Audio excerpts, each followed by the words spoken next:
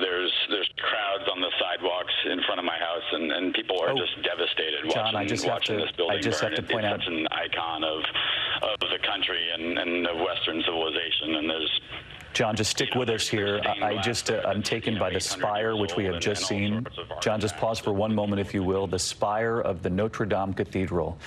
We have just witnessed collapsing amid those flames and the smoke pouring from the top of that iconic theater.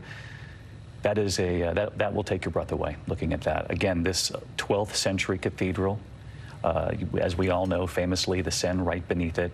So many people, Americans included, have traveled from all over the world to see Notre Dame, and we know that in these holy days ahead, there were going to be even larger crowds with Easter approaching. And you can see this is the wider view of Paris, the billowing smoke. And for some time, as we were monitoring this before we came on the air, you could certainly see the smoke and then the flames. And now we know the flames fully engulf that spire.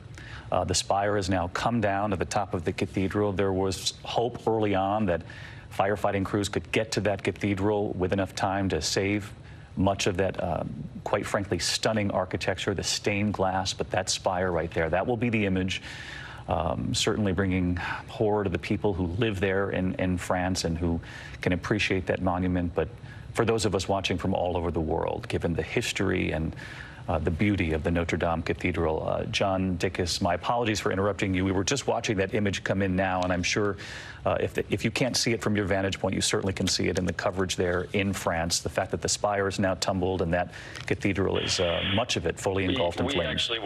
Hello, I'm Mark Brown. Click the ABC7 logo to subscribe to our Eyewitness News YouTube channel.